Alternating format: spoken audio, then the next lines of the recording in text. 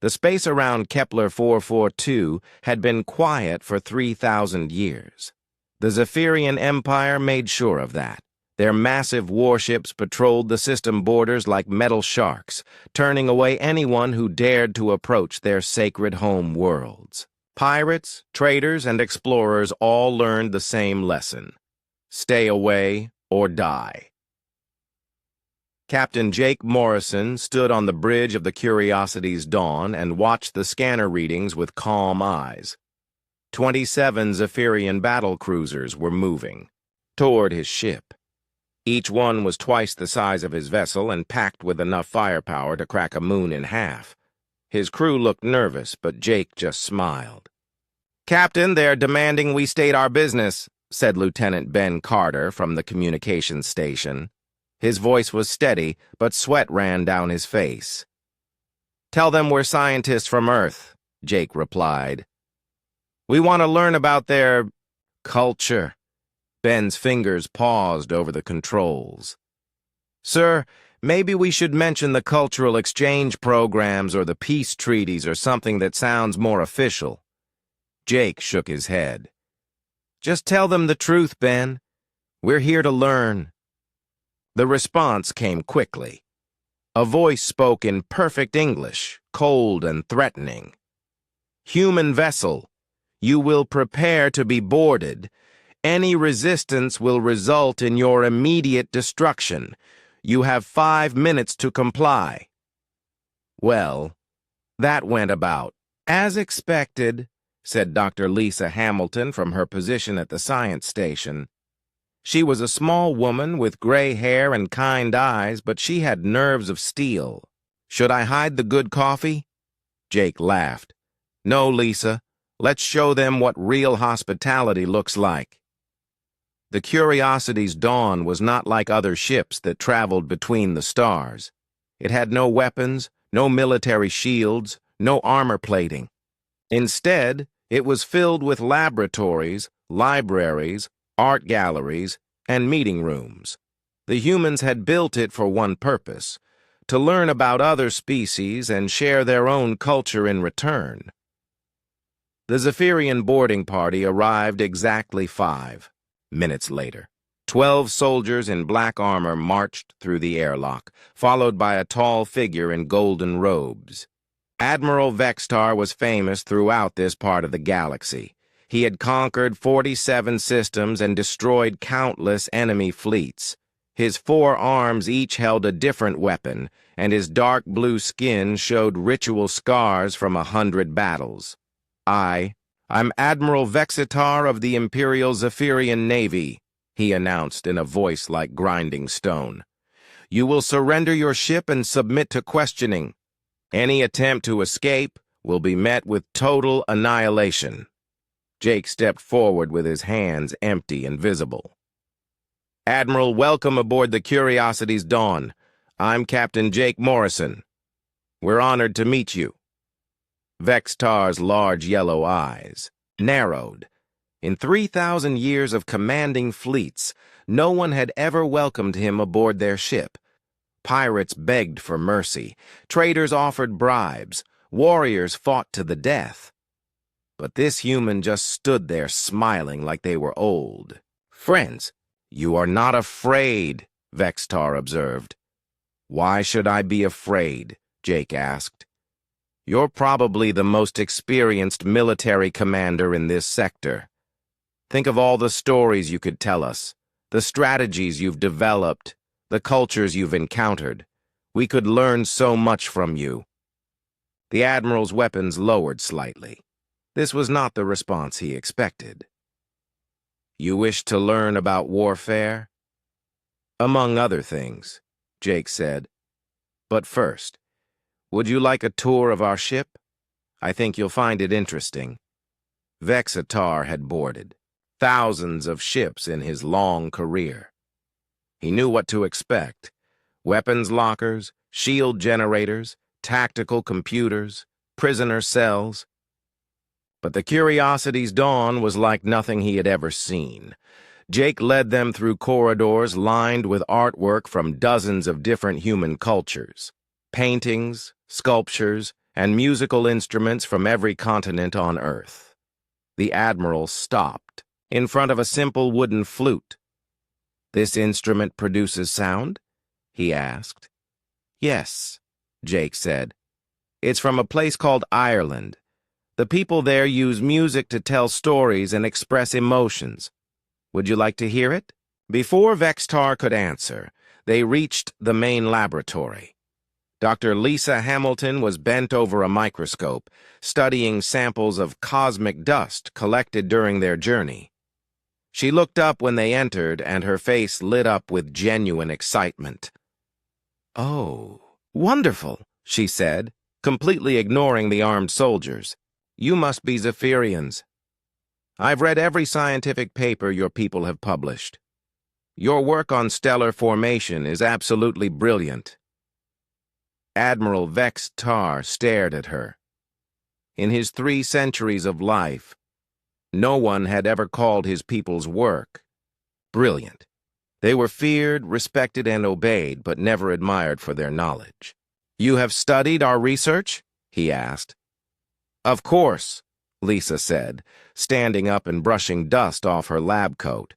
"Your mathematical models for predicting solar flare patterns are at least 50 years ahead of anything we've developed. And don't get me started on your botanical work. The way you've learned to grow food in space environments is amazing." She walked over to a computer terminal and pulled up several files. "Look, we've been trying to solve this protein folding problem for months. But based on your paper about enzyme interactions in low gravity, I think we've been approaching it all wrong." The Admiral found himself leaning over the computer screen, looking at the human research. Without thinking, he pointed to a section of the data with one of his lower arms. "The error is here," he said. "You are not accounting for the magnetic field variations." "Yes," Lisa said, her eyes lighting up even more. "That's exactly what I thought. But how do you compensate for that in the calculations?" For the next 10 minutes, Admiral Vextar forgot he was supposed to be interrogating prisoners. Instead, he found himself explaining advanced mathematics to a human scientist who listened with complete attention and asked intelligent questions. His soldiers stood around awkwardly, not sure what to do. They had been trained for battle, not academic discussions. Lieutenant Ben Carter approached the group carefully. "Excuse me, Admiral," he said. "I hope I'm not interrupting, but I was wondering if I could ask you something." Vextar turned to him, expecting a question about surrender terms or prisoner exchanges. "Speak," he commanded. "Well, sir, I've always wondered what it's like to photosynthesize. Do you actually feel the energy from starlight? Is it similar to how we feel warmth from a fire?" The question caught Vextar completely off guard. No one had ever asked him about the daily experience of being Zephyrian. They asked about his weapons, his tactics, his kill count. But this young human wanted to know what it felt like to live in his skin. "It is," the Admiral said slowly, "difficult to explain to a species that does not share the ability." "Could you try?" Ben asked. "I promise I'll do my best to understand." For the first time in decades, Admiral Vextar found himself thinking about something other than warfare.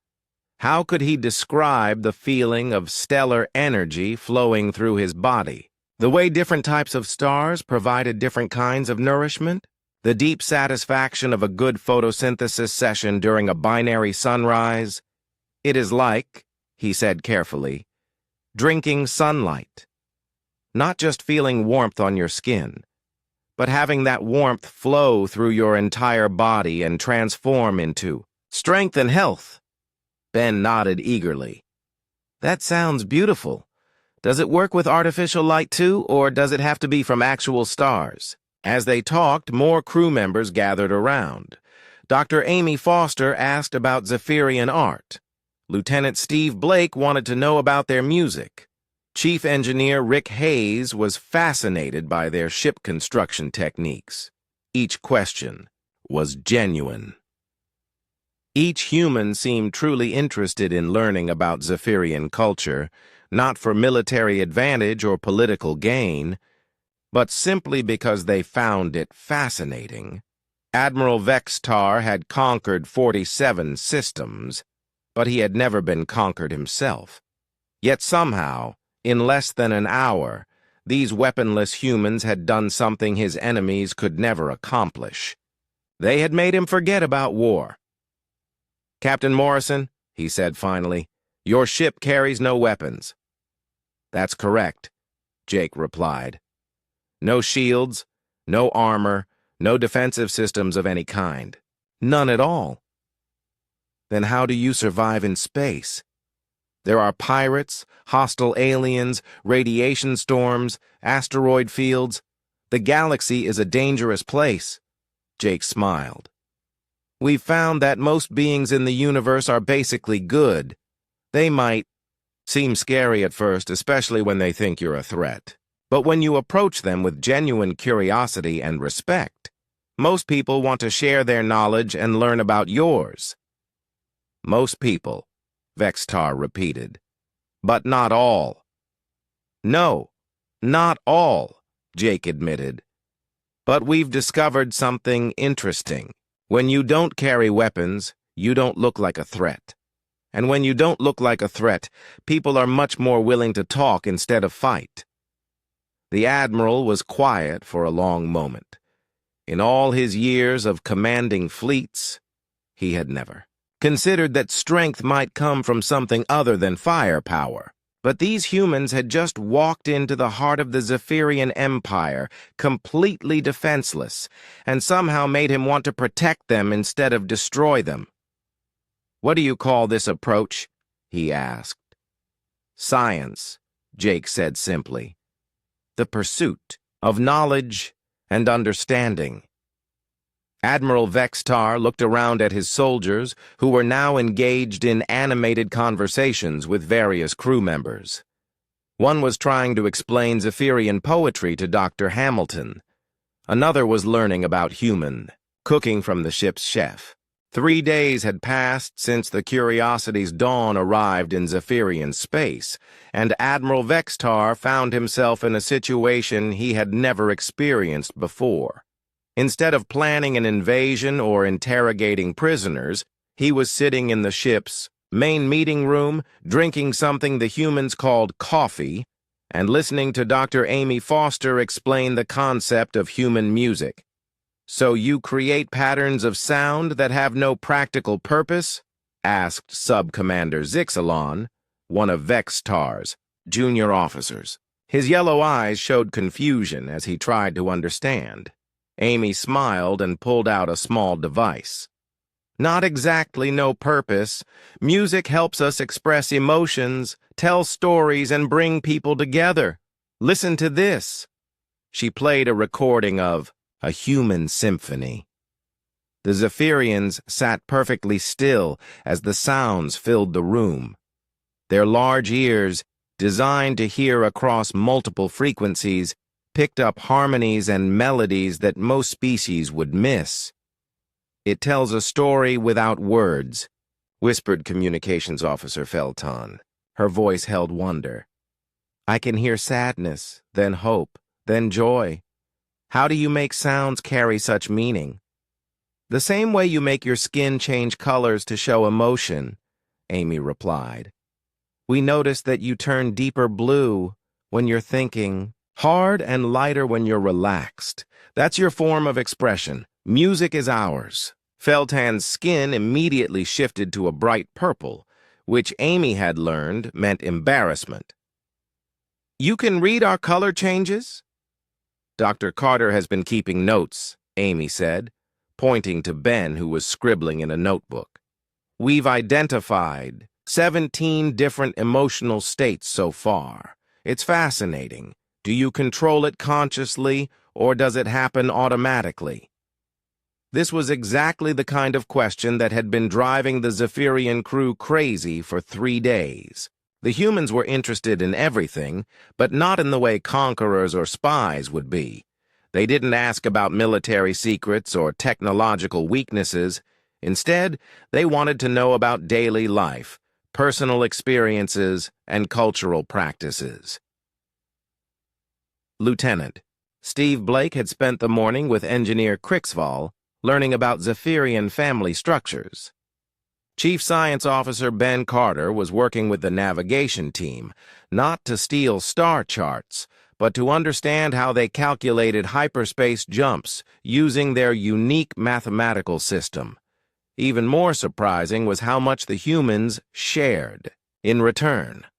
Dr. Lisa Hamilton had given several lectures about Earth's biological diversity. The Zephyrians were amazed to learn that humans lived on a planet with millions of different species, most of which they had no intention of conquering or controlling. "You share your world with creatures that could kill you?" asked Medical Officer Vexney during one of Lisa's presentations. "Many of them, yes," Lisa replied, showing pictures of lions, sharks, and poisonous spiders. "But we've learned to coexist. We study them, protect them, and try to understand their role in the ecosystem. But why not simply eliminate the dangerous ones?" Lisa looked shocked. "Because they're beautiful and complex and have every right to exist. The dangerous ones usually aren't dangerous unless we invade their territory or threaten their young. Most species just want to live their lives in peace." The concept was revolutionary to the Zephyrians. Their empire had been built on the principle that might makes right. The strong conquered the weak, and the weak served or died. But these humans seemed to believe that every species had value, regardless of their power. Admiral Vextar found himself thinking about this as he walked through the ship's corridors. Every room he entered contained small groups of humans and Zephyrians engaged in animated discussions. In the art gallery, Dr. Foster was showing paintings to several junior officers. In the library, 3 Zephyrian engineers were reading human poetry with the help of Chief Engineer Rick Hayes. The strangest sight was in the ship's small garden. Captain Morrison was sitting cross-legged on the floor with Communications Officer Feltan, both of them perfectly quiet with their eyes closed. "What are they doing?" Vextar asked Dr. Hamilton, who was nearby checking on her plant samples. "Meditation," she replied. Feltan was telling Jake about Zephyrian mental techniques for achieving inner peace. Jake wanted to try it, and she offered to teach him. "And Captain Morrison agreed to this?" "Of course. Why wouldn't he?" Vextar struggled to find words. "In my experience, military commanders do not make themselves vulnerable in front of potential enemies." Lisa looked at him with those kind human eyes. "Is that what you think we are? Enemies?" The question hit Vextar like a physical blow. 3 days ago, he would have answered yes without hesitation. Any ship approaching Zephyrian space was an enemy by definition. But these humans had done nothing hostile. They had shared their knowledge freely, treated his people with respect, and shown genuine interest in Zephyrian culture. "I no longer know what you are," he admitted. Lisa smiled. "We're friends, Admiral. Or at least, we're trying to be." The word friends was not commonly used in the Zephyrian military. They had allies, subordinates, and enemies. But friends implied a relationship based on choice and mutual affection rather than duty or fear. "How does one become friends with an entire species?" Vexitar asked. "One person at a time," Lisa replied, "just like we're doing now." Their conversation was interrupted by excited voices from the main laboratory. They followed the sounds and found Ben Carter standing in front of a large display screen, surrounded by both human and Zephyrian crew members. "Look at this," Ben was saying, his voice filled with enthusiasm. "If we combine Dr. Hamilton's protein research with Engineer Crixval's crystalline matrix equations, we might be able to create a completely new form of food preservation." On the screen was a complex diagram showing molecular structures.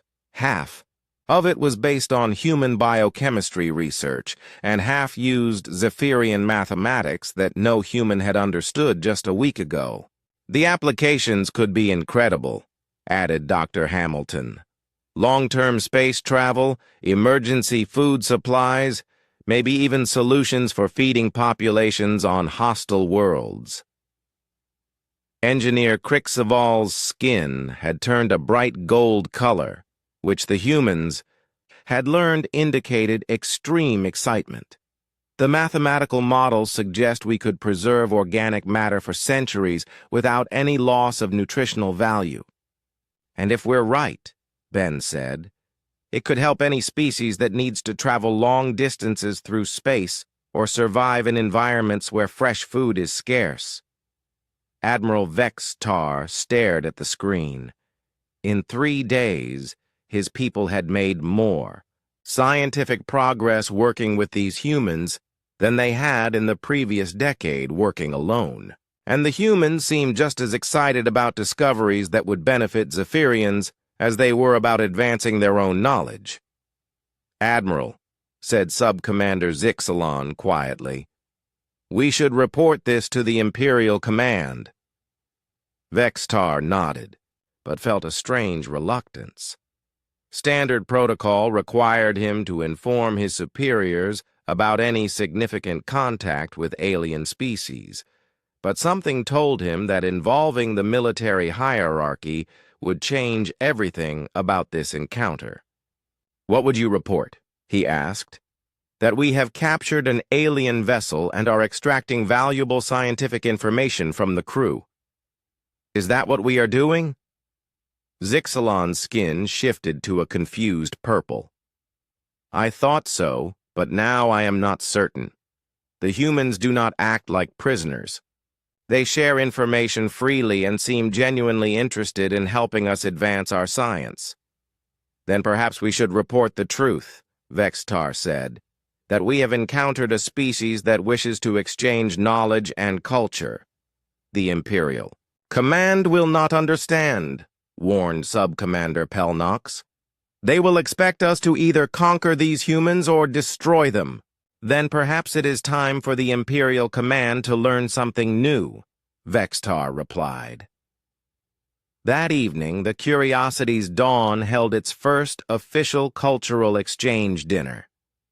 The humans had prepared food from Earth, while the ship's synthesizers created traditional Zephyrian energy supplements. Captain Morrison sat at the head of the table with Admiral Vextar, but the conversation flowed freely among all the mixed groups. "Tell us about your home world," said Dr. Foster to Engineer Krixval. "What is it like to live under 3 suns?" "Beautiful. Beyond description," Krixval replied, his skin glowing with warm yellow tones. "The triple sunrise creates colors that exist nowhere else in the galaxy. Each morning, the sky moves through 17 different shades as the stars rise in sequence." "That sounds amazing," said Lieutenant Steve Blake. "Do you have art forms that capture those colors?" "We do, but they require specific types of crystal that grow only in our soil. I always thought other species would not be able to appreciate them." "We might not see them the same way you do," Steve admitted, "but that doesn't mean we couldn't appreciate them. Different perspectives can make art even more meaningful." This led to a discussion about perception and reality that lasted for hours. The Zephyrians learned that humans saw colors they couldn't, while humans discovered that Zephyrians could perceive electromagnetic frequencies that were completely invisible to human eyes. "We could build instruments that translate your visual range into ours," suggested Chief Engineer Rick Hayes, "and devices that let you see the world the way we do." "Why would you want to do that?" asked Medical Officer Vexney. "Because understanding how others see the universe helps us understand the universe itself," Rick replied. "Every perspective adds something new. The message reached the Dracorian Republic 3 days after Admiral Vextar sent his report to Imperial Command. General Thurok read it twice before believing what his intelligence network had discovered. The mighty Zephyrian Empire, terror of the outer systems, was hosting peaceful talks with an unknown alien species. "Impossible," growled Commander Kellebrass, his second in command. Her scarred face showed the disbelief that Thurok felt. "The Zephyrians have never negotiated with anyone. They conquer or they destroy. According to our spies, these humans arrived with no weapons," Thurok said, his deep voice rumbling through the command center. "They claim to be scientists interested in cultural exchange." "A trick," Kella declared. "It has to be some new form of warfare." Thurok was not so certain. The Dracorian Republic had been fighting the Zephyrian Empire for over 2 centuries. He knew their tactics, their strategies, their way of thinking. This was not like them at all. "Prepare my personal ship," he ordered. "We will investigate these humans ourselves. Sir, entering Zephyrian space is suicide. Their fleet will destroy us before we can even transmit a surrender." "Not if we follow the humans' example," Thurok said, an idea forming in his mind. "Remove all weapons from my ship. We go as observers, not as warriors." The journey to the Kepler 442 system took 2 days. During that time, Thurok studied everything his intelligence agents had learned about humanity. The reports were strange and contradictory. A species that had developed space travel but preferred exploration to conquest. A civilization that had overcome internal conflicts through cooperation rather than domination. When they arrived at the system's edge, they were immediately surrounded by Zephyrian warships, just as expected. But instead of demanding surrender, the Zephyrian commander simply asked their business. "We wish to observe these humans," Thurok transmitted. "We come without weapons, following their example." There was a long pause. Then, to Thurok's amazement, they were given safe passage to the human vessel.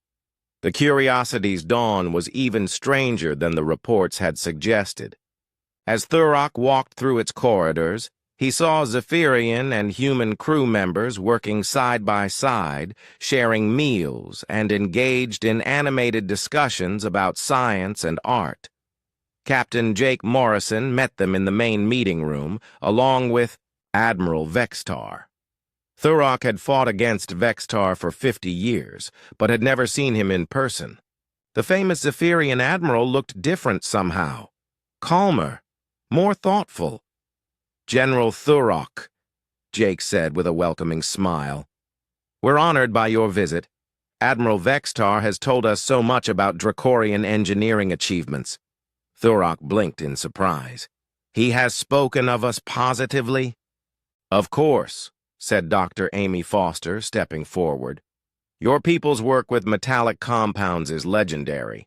We've been hoping to learn about your forging techniques." For a moment, Thurok could not speak. In 200 years of warfare, no Zephyrian had ever expressed admiration for Dracorian achievements. They were enemies. They fought. They did not complement each other's engineering skills. "You wish to learn our methods?" he asked carefully. "If you're willing to teach them," Amy replied. "We believe that knowledge should be shared, not hoarded." Commander Rick Hayes appeared with a tablet full of technical diagrams. "Look at this," he said excitedly. "We've been trying to solve a metallurgy problem for months. Our hull materials work fine in normal space, but they become brittle during hyperspace jumps. From what we've read about Dracorian shipbuilding, you've solved similar problems." Thurok found himself leaning over the tablet, examining the human designs. Without thinking, he pointed to several areas where the molecular structure could be improved. "Your error is here," he said. "The metal grain alignment is wrong for hyperspace stress. You need to add trace amounts of crystalline matrix during the cooling process." "Brilliant," Rick said, making notes. "But how do you maintain structural integrity while adding the crystals?" For the next hour, General Thurrock forgot he was supposed to be investigating potential enemies. Instead, he found himself explaining advanced metallurgy to humans who listened with genuine interest and asked intelligent questions. Dr. Claire Morgan joined the discussion, bringing her own expertise in quantum mechanics. "General, what if we combined your crystalline matrix technique with our quantum stabilization field? The molecular bonds might become even stronger." Thurrock studied her calculations. The human approach was completely different from Dracorian methods, but the mathematics were sound, more than sound. They were brilliant.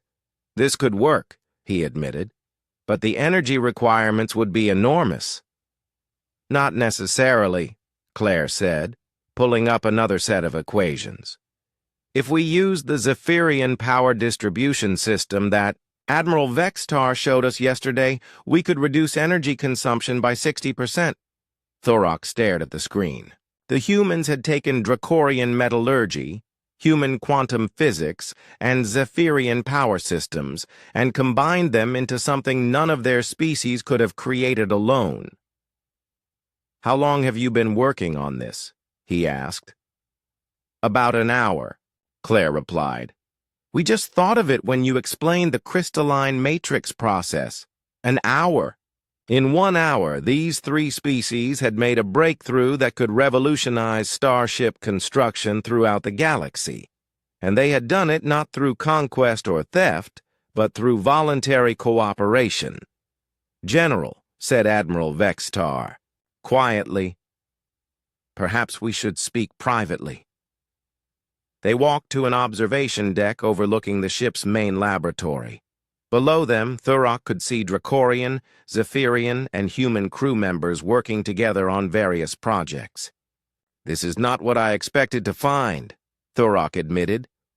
"Nor I," Vextar replied.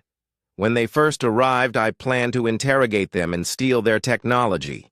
Instead, they have given us more knowledge in 1 week than we gained in the previous decade of conquest. The Imperial Command must be pleased." Vextar's skin shifted to a troubled blue. "The Imperial Command has ordered me to capture the humans and bring them to the capital for full interrogation." Thurrock was not surprised. It was exactly what the Dracorian High Council would have ordered in the same situation. "And will you obey?" "I do not know," Vextar admitted. "These humans trust us. They have shared their knowledge freely and treated my people with respect.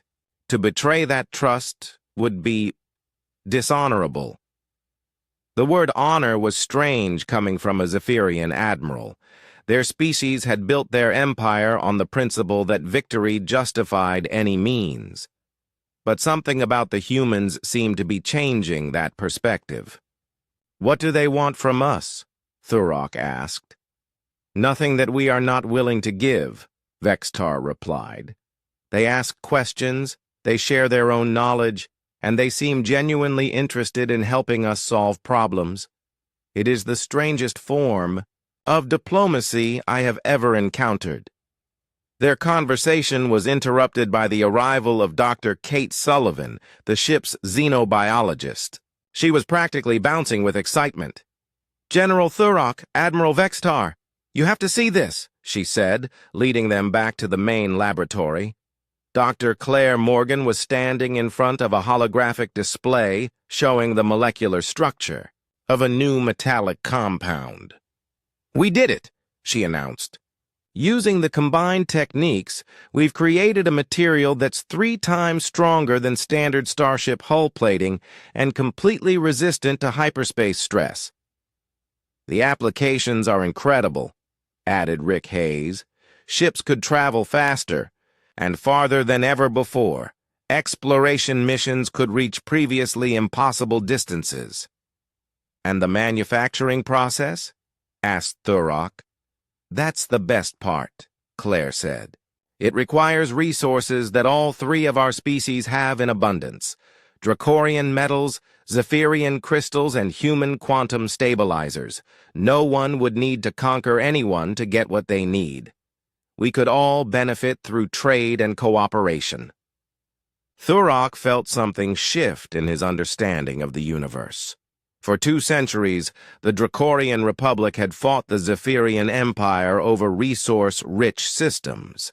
Both sides had lost countless lives and ships in battles over materials they needed for their civilizations. But if these humans were right, cooperation could provide more resources than conquest ever could. "General," said Captain Morrison, approaching the group, "we've been discussing the possibility of establishing a joint research station, somewhere neutral where our 3 species could work together on projects like this." "A research station?" Thurrock repeated. "Think of it," said Dr. Amy Foster. "A place where the best minds from all our civilizations could collaborate. We could solve problems that have troubled our species for generations." The Dracorian High Council would never agree. Commander Celebras said, speaking for the first time since boarding the ship. "Why not?" asked Jake. "What would they have to lose?" Kella looked confused by the question. "We would be sharing our secrets with our enemies." "But we wouldn't be enemies anymore," Jake replied simply. "We'd be partners working toward common goals." The concept was so radical that Thurrock needed a moment to process it. A galaxy where species cooperated instead of competing, where knowledge was shared instead of hoarded, where problems were solved through collaboration instead of conquest. It would require a fundamental change in how we think about other species, he said slowly. "All great changes start with someone being willing to try something new," Dr. Lisa Hamilton said, joining the conversation. The construction of Harmony Point had taken 3 months. The Joint Research Station now orbited the 4th planet of the Kepler 442 system, a gleaming structure built with Dracorian metals, Zephyrian crystals, and human engineering techniques. Ships from 7 different species docked at its ports daily, bringing scientists and cultural experts eager to participate in the galaxy's first cooperative research initiative. Dr. Kate Sullivan stood in the station's main observatory, watching the latest arrival through the massive, transparent aluminum windows. The ship was unlike anything she had ever seen. It seemed to be made of pure energy, shifting and flowing like liquid light against the darkness of space. "Captain Morrison," she called over the communication system, "you need to see this." Jake arrived within minutes, followed by Admiral Vextar and General Thurrock. The 3 leaders had become close friends over the past months, working together to manage the growing collection of species that wanted to join the research project. "What are we looking at?" Jake asked. "I'm not sure," Kate replied. "The ship appeared 10 minutes ago, but it's not responding to our communication attempts. And our scanners can't get a solid reading on it." The energy ship moved closer to the station, its form rippling like water. As they watched, part of the ship seemed to detach itself and flow toward Harmony Point's main docking bay. "Should we prepare defenses?" asked General Thurrock, his military instincts still strong despite months of peaceful cooperation. "What defenses?" Jake replied with a slight smile. "The station is a research facility, remember? No weapons." "Then perhaps we should evacuate? Or perhaps we should go meet our new visitors," suggested Admiral Vextar. "It is what humans would do." They made their way to the docking bay, gathering other crew members along the way. Dr. Amy Foster brought her universal translator, while Dr. Claire Morgan carried sensors designed to analyze unknown energy signatures. Chief Engineer Rick Hayes monitored the station's power systems to make sure the energy being wouldn't accidentally overload their equipment. The docking bay filled with a warm, golden light as the energy entity entered. Slowly, the light began to take shape, forming into something that looked almost humanoid, but seemed to be made entirely of flowing energy. "Greetings," the being said, its voice somehow speaking directly in their minds rather than through sound waves. "I am Luminar of the Void Touched. We have been observing your activities with great interest." Kate stepped forward, her xenobiologist training overcoming her natural caution. "We're honored to meet you. I'm Dr. Kate Sullivan. We've never encountered beings of pure energy before. Nor have we encountered matter-based life forms quite like yours," Luminar replied. "Your approach to interspecies relations is most unusual." "Unusual how?" asked Jake. "In our long existence, we have watched countless civilizations rise and fall throughout this galaxy. All have followed the same pattern. They develop space travel, encounter other species, and immediately begin competing for resources and territory. This eventually leads to warfare, conquest, and often mutual destruction." The group exchanged glances. This matched the history of most species they had encountered. The Zephyrians had built an empire through conquest. The Dracorians had fought them for centuries. Even the newer species that had joined the research station had backgrounds of territorial conflicts. "But your species appears to be different," Luminar continued. "You seek understanding rather than dominance. You share knowledge rather than hoarding it. You turn enemies into allies through curiosity and respect." "Is that really so unusual?" asked Dr. Amy Foster. "Extremely so. In a million years of observation, we have never seen it before." The weight of that statement settled over the group. 1,000,000 years of galactic history, and humanity was the first species to choose cooperation over conquest. "What happened to the other civilizations?" Kate asked, though she suspected she already knew the answer. "They destroyed themselves or were destroyed by others. Some grew so powerful that they threatened the stability of entire star systems. Others became so aggressive that they eliminated all potential competitors. A few managed to achieve peaceful internal societies, but could never extend that peace to other species." Luminar's form shifted, showing images in the golden light. Ancient cities, massive space battles, dying stars, empty worlds where great civilizations once thrived. "There was one species long ago that came close to achieving what you have accomplished. The architects built a confederation of worlds that lasted for 50,000 years. They created technologies we still use today, including the hyperspace, lanes that allow faster-than-light travel." "What happened to them?" Admiral Vexitar asked. "They encountered a species they could not understand or communicate with. Fear led to conflict. Conflict led to war. And war led to the complete destruction of both civilizations. The galaxy has been a darker place since their fall." The images in Luminar's form showed the aftermath. Dead worlds, broken space stations, the remnants of technologies that could have benefited everyone if they had survived. "We Void-Touched retreated from the material universe after that," Luminar explained.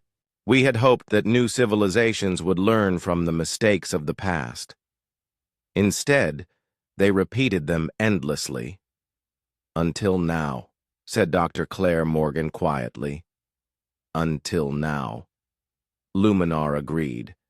"Your species has done something we thought impossible. You have proven that different forms of life can not only coexist, but can work together to create something greater than any could achieve alone. Rick Hayes looked thoughtful. You said you've been observing us. For how long? Since your species first developed space travel.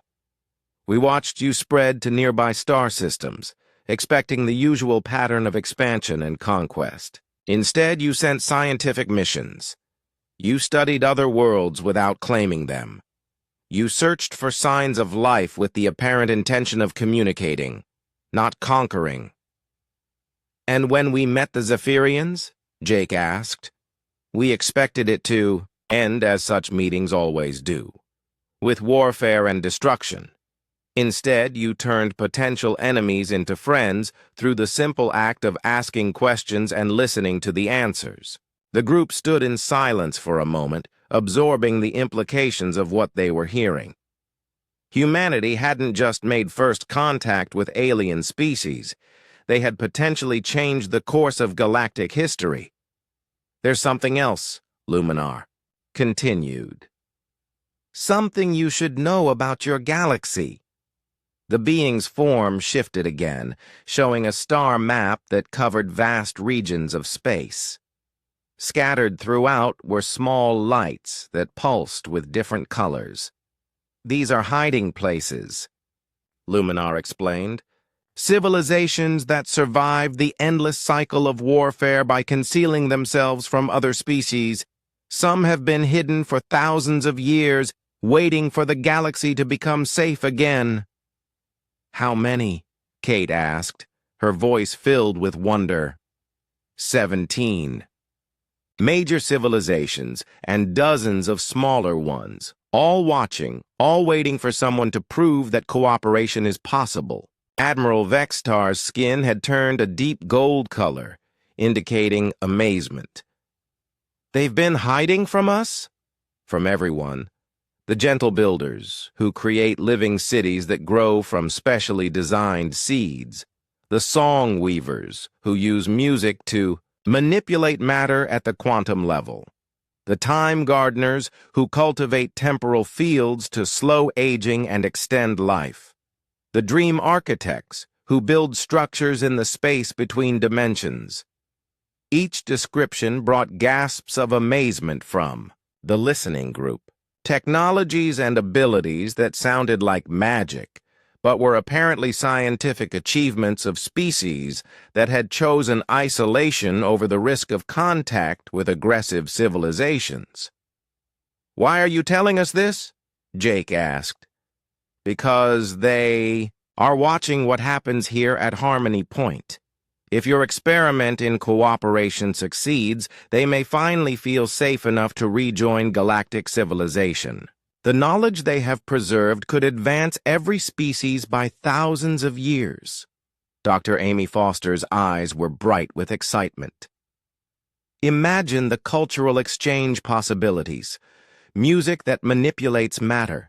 Cities that grow like plants. Time manipulation technology. But only if we prove that the galaxy has truly changed, General Thurrock said soberly. One failure, one return to the old ways of conquest and warfare, and they will hide again. For how long? Claire asked. Perhaps forever, Luminar replied. Many of them are already debating whether to make contact. Some believe that the peaceful cooperation you have achieved is too fragile to last. Others argue that any species capable of turning the Zephyrian Empire and Dracorian Republic into allies must possess wisdom worth trusting. The pressure of that responsibility settled over the group like a weight. They weren't just running a research station. They were proving to the galaxy that a better way of life was possible. What can we do to help convince them? Kate asked.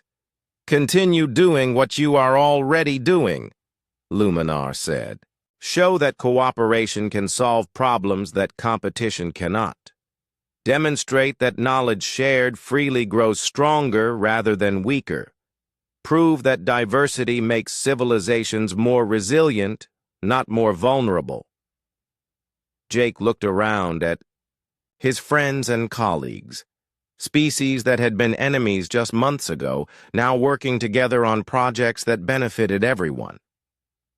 "We can do that," he said with quiet confidence. "We hope so," Luminar replied. "For all our sakes." 6 months had passed since the Void Touched revealed the hidden civilizations, and Harmony Point had grown beyond anyone's wildest dreams. What started as a simple research station now stretched across 3 connected platforms, each one dedicated to different fields of study. Ships from 23 different species docked regularly, bringing scientists, artists, and cultural ambassadors eager to participate in the galaxy's great experiment.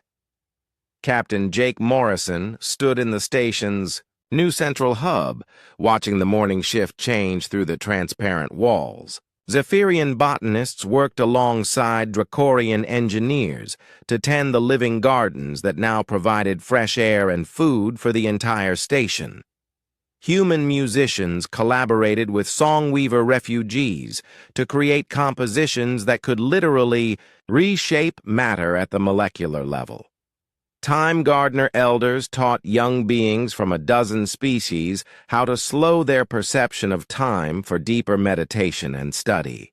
"The quantum resonance chambers are working perfectly," announced Dr. Claire Morgan as she approached with her daily report. "The Dream Architect's technology has increased our computational power by 3,000%. Jake smiled as he took the report.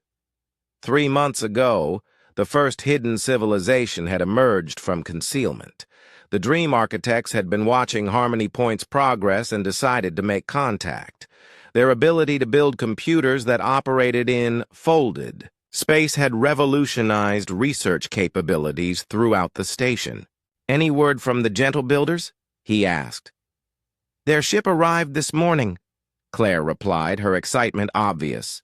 "They want to discuss growing a new section of the station using living crystal technology. Apparently, their cities can repair themselves and even evolve to meet changing needs." The integration of hidden civilizations had not been without challenges. Each species that emerged from hiding brought technologies and perspectives that were centuries or millennia ahead of what the galaxy had known. The learning curve was steep, but the results were extraordinary. Dr. Amy Foster approached with her own update. "The cultural exchange program just reached a new milestone," she announced. "We now have permanent representatives from 41 different species, and 3 more civilizations have sent preliminary contact missions." "What about the resistance movements?" Jake asked, his expression becoming more serious. Amy's smile faded slightly. "Admiral Korvax's fleet is still gathering support in the Outer Rim. Our intelligence suggests he's convinced at least 6 species to join his crusade against what he calls the corruption of cooperation." This was the shadow that hung over all their success. Not every species in the galaxy welcomed the changes that Harmony Point represented. Admiral Korvax of the Hegemony Coalition had declared the station a threat to the natural order of galactic civilization.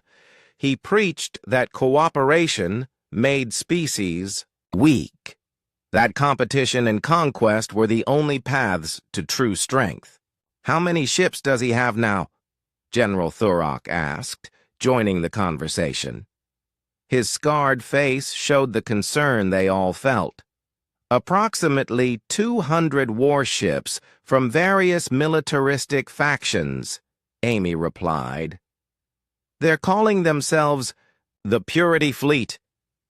"And we still have no weapons," added Admiral Vextar as he approached the group. His blue skin showed the deep purple color that indicated worry. This was the central challenge they faced. Harmony Point had been built as a research station, not a fortress. The participating species had agreed that weapons would go against everything the station represented. But now they faced a direct military threat from those who opposed their peaceful mission. "Maybe we don't need weapons," said Dr. Kate Sullivan, who had been listening from nearby. "Maybe we need something better." Before anyone could ask what she meant, the station's communication system activated. "Attention all residents," came the voice of Lieutenant Ben Carter from the command center. "We have incoming transmissions from 17 different locations. The hidden civilizations are responding to Admiral Korvax's threat." The group hurried to the main communication center, where they found screens displaying messages from across the galaxy. Each transmission showed a different species, but all carried the same essential message. The first was from Elder Samara of the Time Gardeners. Her ancient face appeared on the screen as she spoke, in a voice that seemed to echo through time itself. "The Purity Fleet approaches Harmony Point with the intention of destroying what has taken millions of years to achieve," she said. "We cannot allow this to happen.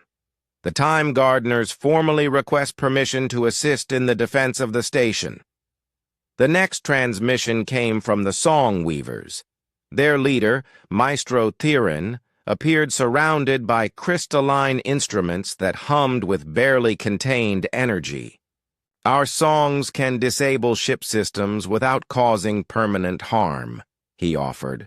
"We propose a defense that protects but does not destroy." One by one, the hidden civilizations volunteered their assistance. The gentle builders offered to create living shields that could absorb weapon impacts. The dream architects proposed defensive systems that operated in folded space, making the station difficult to target. The Void Touched promised to use their energy manipulation abilities to disable attacking ships. "They're all willing to fight for us," whispered General Thurrock, amazement coloring his voice.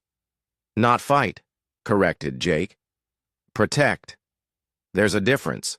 Dr. Lisa Hamilton had been studying the tactical displays that showed Admiral Korvax's approaching fleet.